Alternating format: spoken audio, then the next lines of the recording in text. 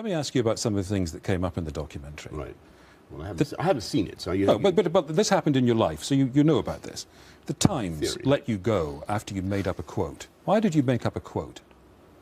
Well, this again, you know, these are big terms for what happened. Well, I can tell you the whole thing. I mean, I think are you sure our viewers wouldn't want to hear more about? Well, all right. If you don't want to talk about, the made-up quote, let me talk about something. It was a long and lamentable story. Okay, but you made a quote up. Well, what happened was that I ascribed events that were supposed to have taken place before the death of Piers Gaveston to events that actually took place after the death. You made something up. Let me ask you about another little... I mean, I mildly sandpapered something somebody Let me ask you about a barefaced lie. Very embarrassing. I'm very sorry about it. Let me ask you about a barefaced lie. When you were in Michael Howard's team, you denied to him you were having an affair. It turned out you were. And he sacked you for that. Why did you lie to your party? Well, I mean, again, with great respect, on that, I never had any conversation with Michael Howard about that matter, and, you know, I don't... You did lie to him. Well, you know, I don't propose to go into all that again. I don't blame you. No, well, why should I? I mean, I've been through, you know, that question a lot with the... Watch the documentary. Okay. Why don't we talk about something else? The programme also includes... Well, this is about your integrity.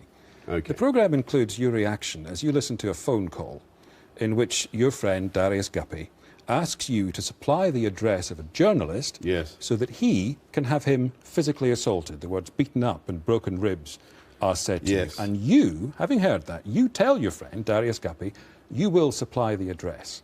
What does that say about you, Boris Johnson? Well, aren't you, in fact, making up quotes, lying to your party leader, wanting to be part of someone being physically assaulted? You're a nasty piece of work, aren't you? Well, you know, Eddie, I think all three things I would dispute. Well, you don't factually dispute them. Well, I do, and I could, you know, if we had a long time, which we don't, I could explain that I think all three interpretations you're putting on those things aren't wholly fair. And certainly the final thing which you raise, which is the case of my old friend Darius. Yes, it was certainly true that he was in a bit of a state, and I did humour him in a long phone conversation, from which absolutely nothing eventuated. Whenever you're asked about Prime Minister, and goodness knows Michael Cockerell had a go, you obfuscate. You say, well, I want to be a pop star, I want to be a painter, I want to do all of those things. But you've never actually said what is clearly plain as a pikestaff. Of course, like many politicians, you want to be Prime Minister. Why don't you just say the words? What's the problem? Look, what I want is to spend the next... my time remaining as mayor to do as well as I can as mayor of London.